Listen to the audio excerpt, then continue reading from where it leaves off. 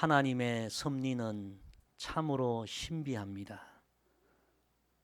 지난 한 주 저는 여름 휴가를 보내면서 이 진리를 다시 한번 경험을 하고 체험을 했습니다. 오랫동안 장인 장모님을 뵙지 못해서 이번 여름 휴가에는 한번 찾아뵈야 되겠다, 그런 이제 생각을 하고 있는데, 휴가 기간 그 기간에 태풍이 올라온다는 것입니다. 저희 처가가 창원인데 하필 태풍이 남해안으로 상륙해서 이렇게 한반도를 통과한다는 그런 뉴스를 듣고, 야, 이 태풍의 진로가 지금 우리가 가고 오는 길과 똑같은데 가야 하나 말아야 하나 고민을 많이 했습니다. 그래도 이 자주 갈 수 있는 일이 아니므로 이번 기회에 찾아뵙는 것이 좋겠다, 그렇게 생각을 하고 창원으로 내려갔습니다. 반갑게 부모님 뵙고 이제 다음 날 올라와야 되는데, 저희는 올라오는 길이 중부 내륙 고속도로를 타고 올라오는 길입니다. 그런데 뉴스를 보니까 태풍도 같은 시간에 중부 내륙 고속도로를 타고 이 서울로 올라온다는 거예요. 올라와야 하는지 많은 고민을 하면서 계속 뉴스를 보고 있는데, 뉴스에 이런 내용이 나와요. 태풍은 눈이 가장 안전하다, 그런 보도가 나오는 겁니다. 이 태풍은 회오리처럼 큰 비바람을 형성하면서 서서히 진행하는데, 태풍의 가장자리는 가장 위험하고 태풍의 가장 중심, 태풍의 눈은 비교적 안전하다, 그런 보도가 나오는 거예요. 그래서 제 마음에 그러면 태풍의 눈과 함께 그렇게 올라오면 되겠다. 그래서 실제로 그 오전 시간에 태풍의 눈과 함께 중부 내륙 고속도로를 타고 태풍과 함께 서울로 올라왔어요. 약간의 비바람은 있었지만 큰 어려움 없이 서울까지 잘 오게 되었습니다. 제가 이번에 실제로 이 일을 경험하면서 깨달은 진리가, 태풍이 몰아쳐도 태풍 속에도 하나님은 다 피할 길을 준비해 놓으셨구나. 참 하나님의 섭리는 신비하고 놀랍다는 사실을 다시 깨닫게 되었습니다. 누구나 여러분 살아가면서 인생의 태풍을 만날 수 있고 인생의 비바람을 만날 수 있습니다. 모두가 태풍을 두려워하고 무서워합니다. 그런데 우리 하나님의 이 창조의 섭리는 태풍도 필요하기에 태풍을 허락하시죠. 그 무섭고 두려운 태풍 속에도 안전한 곳, 피할 곳, 태풍의 눈을 마련해 두셨다는 것입니다. 여러분, 태풍의 눈은 영적으로 말한다면 우리 하나님의 품입니다. 예수 그리스도의 은혜의 가슴입니다. 그래서 우리는 살아가면서 인생의 태풍, 인생의 광풍을 만날 때 하나님의 은혜의 품으로, 예수 그리스도의 은혜의 가슴으로 더 깊이 나아가야 하는 것입니다. 태풍이 몰아쳐도 하나님의 품 안은 안전합니다. 예수 그리스도의 품은 우리 인생의 진정한 피난처가 됩니다. 이 진리를 우리의 마음에 새기고 인생의 풍랑을 만나도 풍랑을 이겨 나아가는 우리 모두가 되기를 간절히 소망합니다. 오늘 읽은 이 본문 말씀에 보면 인생의 큰 풍랑을 만난 한 병자가 예수님 앞에 나아왔다가 고침을 받게 되는 매우 유명한 이야기입니다. 그 병자는 중풍병자였습니다. 중풍병은 의학적으로 뇌졸중을 말합니다. 그런데 과거로부터 우리 한의학에서는 이 뇌졸중을 중풍병으로 그렇게 보았습니다. 풍을 맞았다, 바람을 맞았다, 그런 의미에서 중풍병이라 하였습니다. 바람을 맞아 생긴 병이다, 그런 의미죠. 한의학에는 이 중풍병의 원인을 두 가지로 봅니다. 첫째는 외풍, 밖에서 들어오는 바람. 겨울에 뇌졸중이 많이 생기지 않습니까? 갑자기 추운 바람을 맞거나 이 외부적인 어떤 상황이 바람을 들게 했다.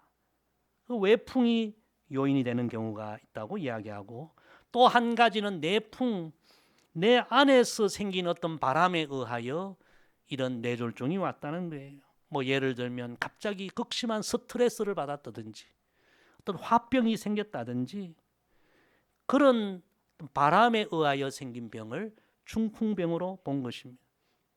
어린 나무로 비유해 보면요, 어린 나무가 여러분 심한 바람이 불면 가지가 흔들리다가 가지가 꺾이기도 하죠.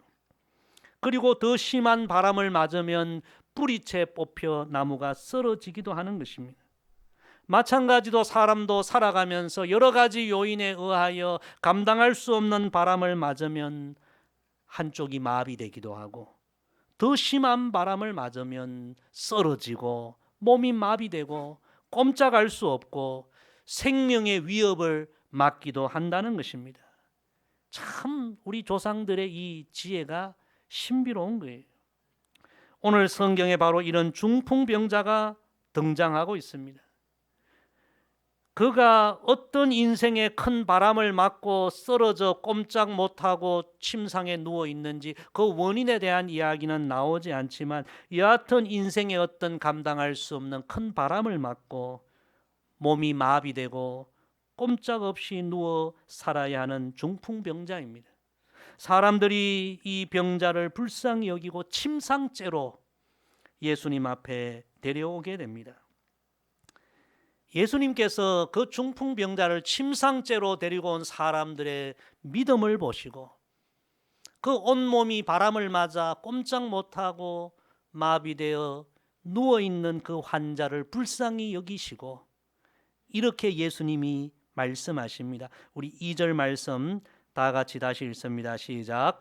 침상에 누운 중풍병자를 사람들이 데리고 오거늘 예수께서 그들의 믿음을 보시고 중풍병자에게 이르시되 작은 자야 안심하라 내 죄 사함을 받았느니라. 아멘. 오늘 연필을 가져오신 분은 이 예수님의 오늘 첫 번째 말씀에 줄을 쳐놓으시기를 바랍니다. 작은 자야 안심하라 내 죄 사함을 받았느니라. 오늘 우리 모두에게 주시는 예수님의 첫 번째 진리의 말씀입니다. 인생의 풍랑을 만날 때 우리가 꼭 기억해야 할 소망의 말씀입니다. 이 중풍병자, 외풍을 맞았는지 내풍을 맞았는지 정확히 알 수는 없지만, 어떤 인생의 큰 풍랑을, 큰 바람을 맞고 지금 쓰러져 온몸이 마비되어 꼼짝없이 누워 지내야 했던 이 환자, 사람들에 의해서 침상째로 예수님 앞에 나아갔을 때에 예수님의 이 말씀을 듣게 됩니다. 작은 자야 안심하라 내 죄 사함을 받았느니라. 이 예수님의 말씀을 곰곰이 상고해 보면 이 중풍병자를 쓰러뜨린 바람의 원인은 외풍이나 내풍이나 한의학에서 말하는 그런 바람을 넘어서서 어떤 영적인 문제와 관련이 있고, 어떤 사람들이 잘 모르는 엄밀한 죄의 문제와 분명 관련이 있음을 우리가 알게 됩니다. 예수님은 그 중풍병자를 쓰러뜨리고 마비시킨 바람의 원인, 죄의 그 어떤 문제를 정확하게 아시고 선포하신 것입니다. 작은 자야 안심하라 내 죄 사함을 받았느니라. 여러분, 이 말씀의 의미는 이런 의미예요. 너의 인생을 쓰러뜨리고 너의 인생을 송두리째 마비시켜버린 그 깊은 원인을 내가 치료하리라. 그러니 이제 안심하라. 할렐루야. 여러분, 우리도 살아가면서 때로 우리를 흔들게 하고 흔들리게 하고 우리를 넘어지게 하고 우리를 마비시키고 우리를 쓰러뜨리는 인생의 수많은 바람을, 풍랑을 만나기도 합니다. 그것이 한의학에서 말하는 외풍일 수도 있고 내풍일 수도 있고, 그것이 마귀의 유혹의 바람일 수도 있고, 사람들은 모르지만 하나님과 나만 아는 엄밀한 죄의 바람일 수도 있습니다. 여튼 여러 바람에 의하여, 풍랑에 의하여 우리가 흔들리기도 하고 꺾이기도 하고 넘어지기도 하고, 오늘 성경의 진리는 바로 이것입니다. 그런 인생의 풍랑으로 우리 인생이 무너져 갈 때 그 풍랑을 헤쳐나갈 유일한 길은 예수님 앞에 나아가는 길이라는 것입니다. 우리 인생을 쓰러뜨리는 모든 풍랑을 잠재우시고 모든 풍랑 가운데서도 우리의 피난처가 되시고 치료자가 되시는 예수님 앞으로 나아가라는 말씀입니다. 오늘 이 본문 바로 앞을 읽어보면요, 마태복음 8장 그 마지막 부분에 한 사건이 나옵니다. 그 사건은 예수님께서 가다라 지방, 다른 성경에 보면 그라사인 지방으로 되어 있는데, 그곳에서 예수님께서 귀신 들린 두 사람을 치료하는 사건이 이제 본문 바로 앞 내용입니다. 여러분, 우리가 잘 알듯이 이 그라사인에 귀신 들린 두 사람, 귀신이 얼마나 많이 들었는지요. 성경은 군대 귀신이 들었다. 예수님께서 그 두 사람을 깨끗하게 치료해 주시죠. 그 사건이 오늘 본문 바로 앞의 내용입니다. 그런데 이 가다라 그라사인 지방의 사람들은 예수님께서 이 놀라운 일을 행하셨지만 그 사람들의 태도가 어떠했는가 성경은 이렇게 기록합니다. 본문 앞 마태복음 8장 34절에 보면요, 온 시내가 예수를 만나려고 나가서 보고 그 지방에서 떠나시기를 간구하였더라. 그 위대하고 놀라운 치료의 주님을 그들이 보았지만 보기만 하고 두려운 가운데 예수님 여기서 좀 제발 떠나십시오, 그렇게 간구했다는 것입니다. 그런데 오늘 본문 이 마태복음 9장의 이 마을 사람들, 다른 성경에 가버나움이라고 되어 있는데 이 마을 사람들은 그라사인 지방 사람들과 정반대였습니다. 인생의 바람을 맞고 쓰러진 이 중풍병자를 예수님 앞에 데리고 나온 거예요. 예수님 앞에 나와서 치료해 주시기를 구한 거예요.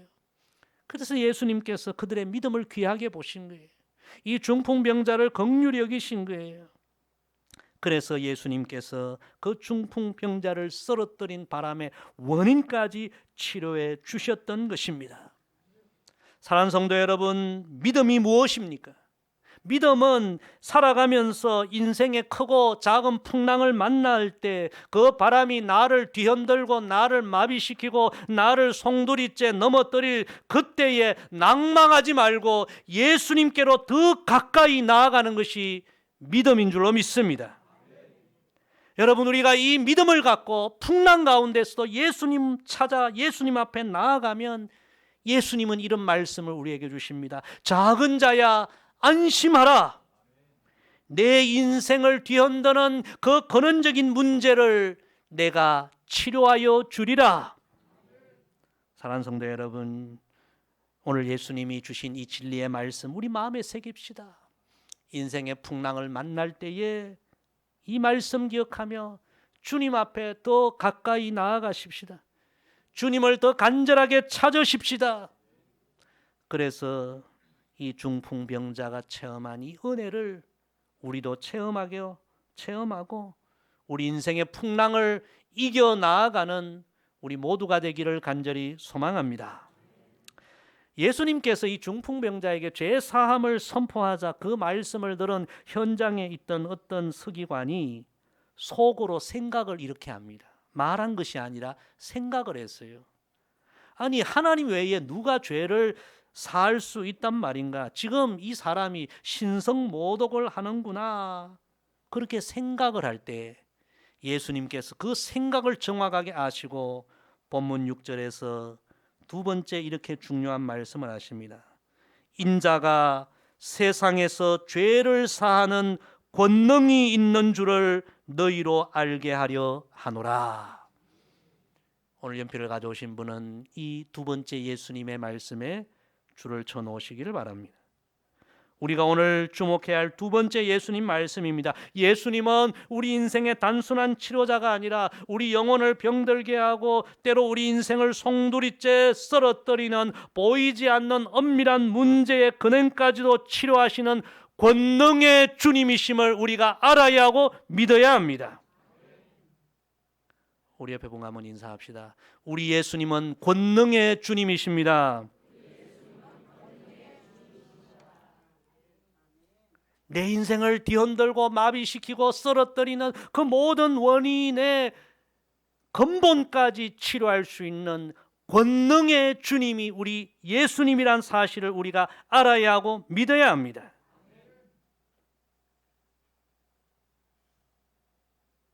우리 인생의 여정에 내 삶을 뒤흔드는 모든 문제 근원까지도 우리 주님은 치료할 수 있는 권능을 가지셨다. 그래서 우리는 풍랑이 일 때 더 간절하게 주님을 찾아야 합니다. 주님께 기도해야 합니다. 주님 붙들어야 합니다. 주님 은혜를 간구해야 합니다. 제가 개인적으로 참 좋아하는 목사님이시며 의사이신 스위스의 폴 트루니에 목사님이 계신데요. 이분이 책을 참 많이 썼어요. 제가 이분의 책은 거의 다 읽어보았어요. 참 귀한 분이에요. 이 목사님의 부친이 목사님이었는데 목사님이 태어난 생후 2개월 만에 그 부친 목사님이 하나님 나라로 갑니다. 6살에는 어머니마저 잃게 됩니다. 그래서 어려서부터 외삼촌 집에서 성장했는데 이 외삼촌이 좀 문제가 많았어요. 그래서 유년 시절에 거의 돌봄을 받지 못합니다. 그래서 이 어린 이 유년 시절, 청소년 시절에 자폐증을 심하게 앓게 됩니다. 참 불행했던 어린 시절이었죠. 그러다가 16살에 신실한 크리스찬 선생님을 만나게 되고 변화되고 그 선생님을 통하여 예수님을 인격적으로 만나게 되고 그리고 자폐증을 극복하게 되고 후에 신실한 크리스찬 의사가 됩니다. 그리고 이분이 참 많은 연구를 한 끝에 모든 질병은 질병만의 문제가 아니라 그 사람의 마음과 인격과 영혼까지도 다 관련이 되어 있다는 것을 그가 증명을 합니다. 그래서 사람을 치료할 때는 단지 겉으로 나타나는 육체적인 어떤 질병만을 치료해서는 온전히 치료할 수 없다는 거예요. 그 사람의 질병과 관련된 마음을 치료하고 인격을 치료하고 영혼까지도 치료해야 전인적으로 치료가 된다. 이런 유명한 인격의학을 창시한 분이 됩니다. 그래서 이 폴 트루니에가 많은 의사들과 상담가들에게 이런 유명한 말을 남깁니다. 질병을 치료하지 말고 인격을 치료하라. 그 사람의 이 병을 가져온 그 마음, 그 습관, 그 인격, 그 인생의 깊은 영적인 문제까지 다루고 치료해야만 그 사람을 제대로 치료할 수 있다는 그런 이야기입니다. 사랑하는 성도 여러분, 우리 인생의 제대로 된 치료의 길이 어디 있습니까?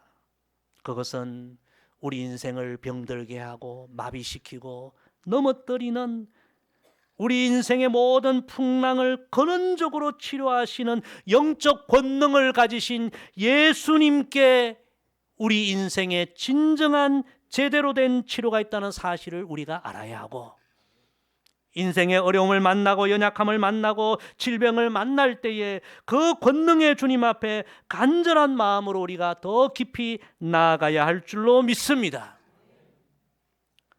우리 찬양의 주 품에 품으소서, 능력의 팔로 덮으소서, 거친 파도 날 향해 와도 주와 함께 날아오르리, 폭풍 가운데 나의 영혼 잠잠하게 주를 보리라.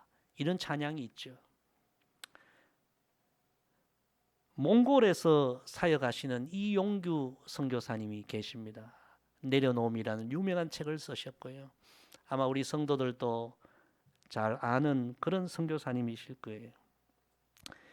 이분의 간증을 제가 보았는데 선교사로 사역하다가 인생의 큰 풍랑, 어려움을 만나서 정말 사역을 할 수 없을 정도로 사역에 마비가 오고 꼼짝 못할 그런 어려운 상황을 만난 어느 주일날 하나님 전에 나아가 예배 드리는데 그 예배 시간에 불렀던 찬양이 바로 이 주 품에 품으소서. 그 예배 시간에 이 찬양을 부르게 된 거예요.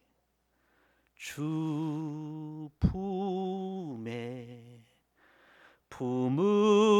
주소서. 능력에 발로 덮으소서. 거친 파도 날 향해 와도 주와 함께 날아오르리. 폭풍 가운데 나의 영혼 잠잠하게 주를 보리라. 할렐루야. 이 찬양을 부르는데 선교사님 마음에 이런 갈급함이 생겨서 하나님 앞에 기도했다고 합니다. 하나님, 저도 좀 품어주시면 안 되나요? 하나님 앞에 그렇게 간절하게 간구했다고 합니다. 그러자 하나님께서 마음속에 이런 말씀을 들려주셨다고 합니다. 너 나만으로 만족할 수 있겠니? 그래서 선교사님은 예, 하나님만으로 만족할 수 있습니다. 하나님 저 좀 품어주시면 안 되겠습니까? 그렇게 간구했더니 하나님께서 그를 따뜻하게 품어주시는 것을 체험하게 됐다는 거예요. 마음에 평안이 밀려오고 그 어려운 풍랑을 이길 수 있는 믿음을 주시고 능력을 주시고 은혜를 허락해 주셨다는 간증입니다. 사랑하는 성도 여러분, 우리 예수님은 우리 인생을 뒤흔드는, 마비시키는, 쓰러뜨리는 모든 풍랑의 근본 원인까지도 치료할 수 있는 권능의 주님이라는 사실을 여러분 믿고 인생이 풍랑이 올 때 더 간절하게 주님 앞에 나아가시기를 바랍니다. 주님을 인격적으로 만나시기를 바랍니다. 주님을 간절하게 붙드시기를 바랍니다. 주님 앞에 간구하시기를 바랍니다. 주님 품에 안겨서 주님과 함께 인생의 풍랑을 헤쳐나가고 이겨나가는, 풍랑 중에서도 오히려 영적으로 비상하는 우리 모두가 되기를 주의 이름으로 간절히 부탁을 드립니다. 마지막으로 우리 예수님은 인생의 큰 풍랑을 만나 꼼짝없이 누워있는 중풍병자에게 이런 말씀을 주십니다. 본문 6절 하반절 세 번째 주님의 말씀입니다. 일어나 내 침상을 가지고 집으로 가라. 오늘 예수님이 세 번째 말씀에도 여러분 줄을 쳐놓으시길 바랍니다. 너무나 귀한 말씀입니다. 꼼짝없이 누워있는 환자에게 일어나 내 침상을 가지고 집으로 가라. 놀랍게도 이 중풍병자가 예수님 말씀 듣고 그대로 일어나 봅니다. 일어나지고 예수님 말씀 듣고 걸어보니 걸어집니다. 그래서 누워왔던 침상을 들고 집으로 돌아가는 기적이 일어납니다. 우리 본문 7절 8절 2절 말씀, 마지막 말씀 읽습니다. 시작. 그가 일어나 집으로 돌아가거늘 무리가 보고 두려워하며 이런 권능을 사람에게 주신 하나님께 영광을 돌리니라. 아멘. 이 중풍병자는 예수님 앞에 나올 때만 해도 인생의 큰 풍랑을 만나 온몸이 마비되고 쓰러져 꼼짝없이 누워 있었습니다. 예수님 말씀 들을 때까지만 해도 그는 누워 있었습니다. 그런데 예수님이 마지막으로 주신 말씀, 일어나라. 내 침상을 가지고 집으로 가라. 이 말씀을 듣고 그가 믿음으로 일어나 보니 일어나게 되는 것입니다. 걸어보니 걸어지는 것입니다. 예수님 말씀 그대로 믿음으로 순종하며 행동할 때에 기적의 역사가 일어나게 된 것입니다. 사랑하는 성도 여러분, 인생의 풍랑을 만날 수 있습니다. 그러나 우리는 낭망하지 말고 그때 예수님께 더 가까이 나아가야 합니다. 예수님은 내 인생의 풍랑을 근원적으로 치료하실 권능의 주님이심을 믿어야 합니다. 그리고 주님께서 어떤 말씀을 주시든지 말씀에 우리는 그대로 믿음으로 행동하고 순종하고 응답해야 합니다. 그런 믿음으로 살아가면 우리를 뒤흔드는 어떤 인생의 풍랑도 우리가 이겨나가고 헤쳐나갈 줄로 믿습니다. 그래서 성경은 끊임없이 우리에게 믿음을 강조합니다. 내 믿음이 너를 구원하리라. 내 믿음대로 되리라. 할 수 있거든이 무슨 말이냐. 믿는 자에게는 능치 못함이 없느니라. 믿음은 바라는 것들의 실상이라. 믿음이 없으면 하나님을 기쁘시게 할 수 없느니라. 내가 믿으면 하나님의 영광을 보리라. 제가 어떤 성도님이 쓴 이런 글을 보았습니다. 믿음은 하나님을 보는 눈이요, 믿음은 하나님의 소리를 듣는 귀요, 믿음은 하나님의 은혜를 맛보는 혀요, 믿음은 하나님을 붙잡는 손이요, 믿음은 하나님의 말씀에 순종하는 발이다. 참 귀한 이야기예요. 우리에게 이런 믿음이 회복되기를 주의 이름으로 축복합니다. 참으로 안타까운 것은 우리 한국교회 갈수록 어떤 신앙의 중풍병자, 영혼의 중풍병자들이 많이 생겨나고 있다는 사실입니다.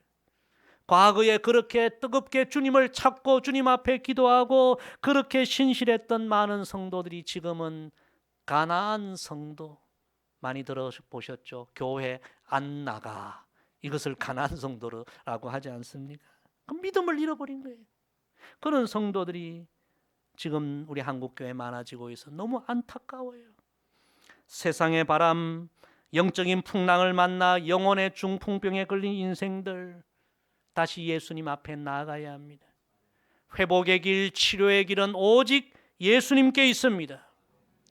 사랑하는 성도 여러분, 우리가 정말 정신을 차리고 깨어 신앙생활해야 합니다. 지금 이 순간도 온갖 사탄은 온갖 세상의 바람으로, 풍랑으로, 영적인 유혹의 바람으로 우리의 믿음을 자꾸 쓰러뜨리려고 합니다. 우리를 영적으로 마비시키려고 합니다. 영혼의 중풍병자를 만들려고 여러분 우는 사자와 같이 하나님의 백성들을 찾고 있는 이런 때입니다. 마지막 때 우리가 정신을 차려야 합니다. 오늘 예수님께서 주신 진리의 말씀 다시 한번 기억합시다. 인생의 풍랑이 일어날 그때에 태풍 속에 피난처 되신 예수님, 그 예수님께 더 가까이 나아가고 예수님의 권능, 풍랑의 원인까지 치료할 수 있는 권능을 우리가 믿고 예수님의 말씀에 더 온전히 순종하는 믿음으로 나아가서 저와 여러분, 우리를 뒤흔드는 풍랑을 다 이겨나가고 헤쳐나가고 풍랑 가운데도 오히려 믿음으로 더 성장하고 비상하는 저와 여러분 되기를 주의 이름으로 간절히 부탁을 드립니다. 기도하겠습니다. 아버지 하나님, 인생의 큰 풍랑, 태풍을 만나 쓰러져 마비되고 꼼짝없이 누워 있었던 이 중풍병자가 예수님을 만나고 예수님 말씀 듣고 예수님 말씀의 믿음으로 순종하여 풍랑을 이기고 기적을 경험하고 온전한 치유가 된 귀한 이야기를 들려주셔서 감사합니다. 아버지, 이 이야기가 오늘 우리의 이야기가 되기를 원합니다. 작은 자야 안심하라, 내 죄 사함을 받았노라. 이 주님의 음성을 우리도 듣게 하여 주옵소서. 풍랑이 일 때 주님을 더 간절히 찾게 하시고 주님의 권능을 절대적으로 믿게 하시고 풍랑이 불어도 주님 말씀 온전히 순종하여 믿음의 한 걸음 한 걸음 걸어서 풍랑 속에서도 기적을 경험하고 주님의 능력을 경험하고 주님의 살아계심을 경험하며 태풍을 이기고 풍랑을 이기는 믿음의 백성들 다 되게 하여 주옵소서. 예수님의 이름으로 기도드리옵나이다. 아멘.